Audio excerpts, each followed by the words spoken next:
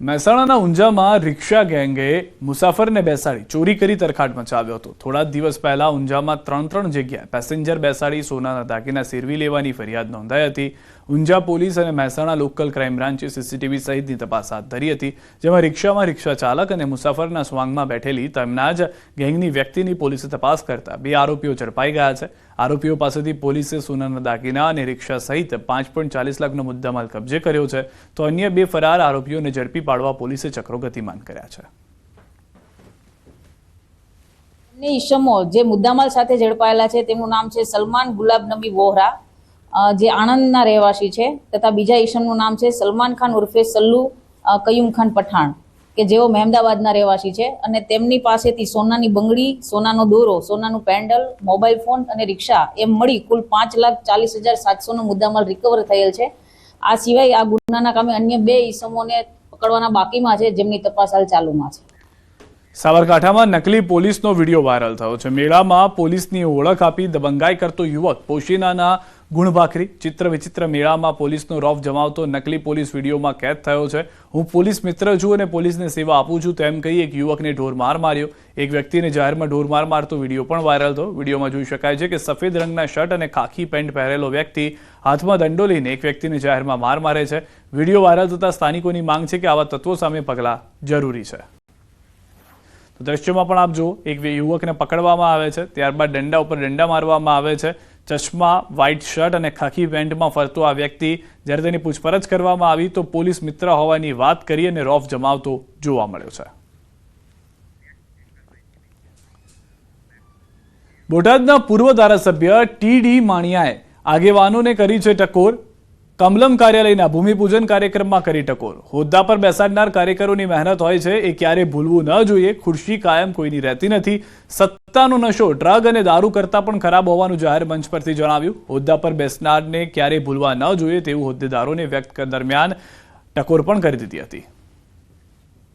ખુરશી છે ને એ કાયમી નથી, સત્તાનો નશો છે ને એ ભયંકરમાં ભયંકર નશો છે। ડ્રગ, દારૂ, બીજા વ્યસન કરતા ભયંકરમાં ભયંકર નશો હોય ને તો એ સત્તાનો નશો છે, એ ક્યારેય ન ભૂલવું। ટોલ ટેક્સ સહિત એસટી બસના ભાડામાં થયેલા 10%ના વધારાનો કોંગ્રેસ દ્વારા વિરોધ કરવામાં આવી રહ્યો છે। કોંગ્રેસે આક્ષેપ કરતા કહ્યું કે સરકાર મોટા પાયે ટોલ વસૂલે છે। ટોલ ટેક્સ વસૂલીમાં ગુજરાત દેશમાં 3જા ક્રમે છે। ગુજરાતમાંથી છેલ્લા 5 વર્ષમાં 18,757 કરોડનો ટોલ ટેક્સ વસૂલવામાં આવ્યો છે। ભાવ વધારો પાછો નહીં ખેંચાય તો કોંગ્રેસ વિરોધ કરશે તેવી ચીમકી ઉચ્ચારી છે। जनता सुविधा नामे जो लूटवामां आवे छे एना उपर रोक लागे। सरकार जीवन जरूरियातनी चीज वस्तु पर जनता ने राहत आपे अने एसटी बस में जो भाव वधारो करवामां आव्यो छे ते पण तात्कालिकपणे ज्यारे डीजलना भाव वच्चे घट्या हता ने छतां जनता लूंटाणी हती त्यारे ते पण भाव वधारो परत खेंचे तो ज गुजरातनी जनताने राहत मळशे। ગુજરાતમાં એસટી ભાડા વધારવાના કોંગ્રેસના આક્ષેપ પર ભાજપે વળતી પ્રતિક્રિયા આપી। કોંગ્રેસના આક્ષેપ અંગે ભાજપના પ્રવક્તા યજ્ઞેશ દવેનું નિવેદન, કહ્યું કોંગ્રેસ ફક્ત આક્ષેપો કરે છે। ગુજરાત એસટીમાં 2013 પછી ભાડા વધારવામાં આવ્યા છે।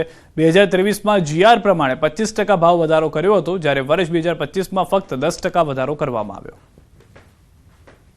છેલ્લા 30 વર્ષથી સત્તા ઉપર છે, એસટીના ભાડા 10 વર્ષથી નતા વધાર્યા।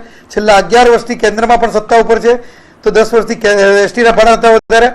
એટલે મનીષભાઈની વાતને અને આ વાતને ક્યાંય સુસંગત થતું નથી, વાતનો વિરોધાભાસ છે।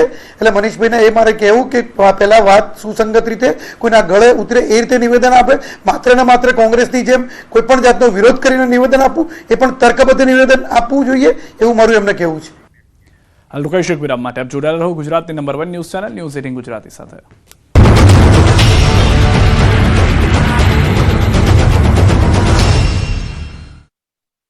जॉब के लिए ચૈત્રી નવરાત્રીને લઈને રાજ્યભરના યાત્રાધામ ભાવિક ભક્તોથી ઉંભરાઈ ગયા છે। અંબાજી સહિતના મોટાભાગના મંદિરોમાં શ્રદ્ધાળુ મોટી સંખ્યામાં ઉમટી પડ્યા છે। જય માતાજીના નાદથી મંદિરો ગુંજી ઉઠ્યા। ભક્તો દર્શન કરી ધન્ય થયા।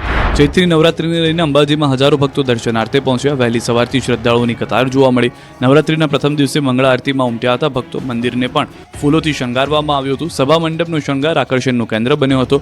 વહેલી સવારથી જય અંબેના નાદથી મંદિર ગુંજી ઉઠ્યા હતા। ચૈત્રી નવરાત્રીના ઘટ સ્થાપન સ્થાપન વિધિમાં પણ લોકો ઉમટ્યા હતા. મંદિરના ભટજી મહારાજ દ્વારા વિધિનો પ્રારંભ કરાયો. મુખ્યમંત્રી ભૂપેન્દ્ર પટેલના પરિવારજનો પણ ઘટ સ્થાપન વિધિમાં જોડાયા. મુખ્યમંત્રીના ધર્મપત્ની તેમજ તેમના બહેને ઘટ સ્થાપન વિધિમાં બિરાજમાન થઈ ધન્યતા અનુભવી. સાથે મંદિર ટ્રસ્ટના અધિક કલેક્ટર પણ ઉપસ્થિત રહ્યા. ત્યારે ચૈત્રી નવરાત્રિમાં આજથી માતાજીના ચાચર ચોકમાં મા અંબાના નામની અખંડ ધૂનની શરૂઆત કરવામાં આવી.